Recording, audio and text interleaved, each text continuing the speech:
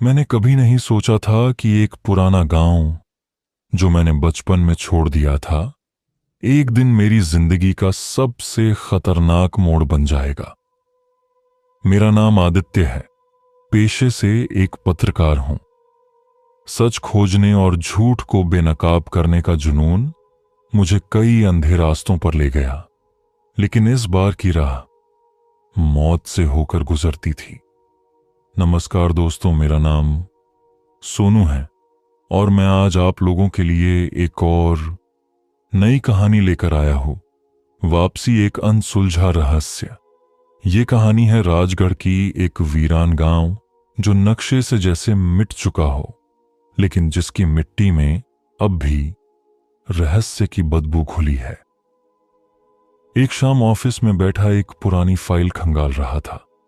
उसमें राजगढ़ का जिक्र था, वही गांव जहां मेरा बचपन बीता था, जहां दादी का घर था।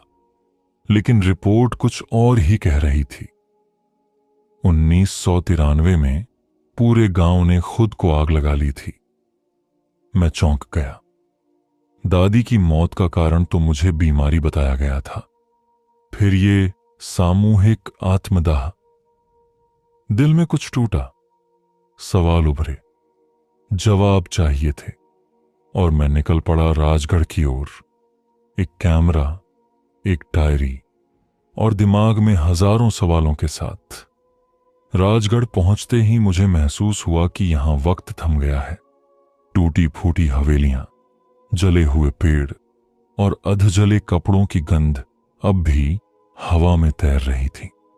गांव का हर कोना एक रहस्य बन चुका था। घरों के दरवाजे वैसे ही खुले थे जैसे किसी ने उन्हें अचानक छोड़ दिया हो। एक पुराने कुएं के पास मुझे एक जली हुई डायरी मिली। पन्ने राख बन चुके थे, सिवाय एक के। हमने गलती की, अब वो लौट आया है। कौन लौटा था? क्या गलती की थी? मैंने कैमरा ऑन किया और रिकॉर्डिंग शुरू कर दी। दादी की पुरानी हवेली अब भी वहीं थी। दीवारों पर दरारें थीं, लेकिन दरवाजा ऐसे खुला जैसे कोई अब भी वहीं रहता हो। अंदर घुसते ही ठंडी हवा का झोंका आया। ऐसा लगा जैसे कोई मुझे देख रहा हो। कमरे के एक कोने में एक पुराना ट्रंक पड़ा था, वही जिसमें दादी की चीजें थीं। उसमें एक काले रंग की माला और एक पुराना नक्शा था। नक्शे पर गांव के बीचों बीच एक एक्स निशान था। पर उसी वक्त मेरे कैमरे ने कुछ रिकॉर्ड किया। एक परछाई, वो इंसानी नहीं थी, लेकिन इंसानी आकार में थी और बिल्कुल स्थिर। मैं कांप गया, लेकिन रुका नहीं। अगले दिन मैंने नक्शे के मुताबिक खुदाई शुरू की। जहां एक्स था वहां मिट्टी थोड़ी नरम थी। करीब 1 फीट खोदते ही एक लकड़ी का संदूक मिला और उसके अंदर एक खोपड़ी इंसान की और एक और पर्चा। सत्य को मत जगाना, वरना इतिहास खुद को दोहराएगा। मैं समझ नहीं पाया कि यह चेतावनी थी या धमकी, लेकिन एक बात तय थी, राजगढ़ का सच अब दफन नहीं था। उसी रात जब मैं हवेली में सो रहा था, एक खड़खड़ाहट से मेरी नींद खुली। बाहर देखा तो कोई पेड़ के पास खड़ा था। उसका चेहरा नहीं दिख रहा था, पर उसकी आंखें चमक रही थी। कैमरा उठाया और रिकॉर्डिंग चालू की, पर कैमरे में कुछ नहीं था। सुबह होते ही मैंने फुटेज चेक किया। वहां एक चेहरा था, जली हुई खाल, अधजली आंखें और होंठों पर एक अधूरी मुस्कान। गांव की एक गुप्त सुरंग से मुझे एक तहखाना मिला। वहां दीवारों पर चित्र बने थे, इंसानों को आग के हवाले करते हुए।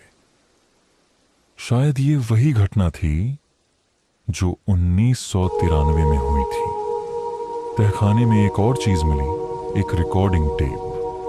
उसमें एक आवाज थी, हमने उसे मारा, उसकी आत्मा को जलाया, लेकिन वो शाप बन गया। अब हर लौटने वाले को वही आग जलाएगी। शरीर सुन्न हो गया। क्या मैं अगला था? मैंने सबूत इकट्ठा किए, कैमरे में रिकॉर्डिंग्स, डायरी के टुकड़े, नक्शा, सब लेकर मैं राजगढ़ से निकल पड़ा। लेकिन जैसे ही जंगल के आखिरी मोड़ पर पहुंचा, गाड़ी खुद ब खुद बंद हो गई। मोबाइल नेटवर्क गायब, चारों तरफ धुंध, और वही परछाई, इस बार और पास। कांच पर उंगली से लिखा गया, वापसी मत करना। मैं चीखा भागा और किसी तरह शहर लौटा।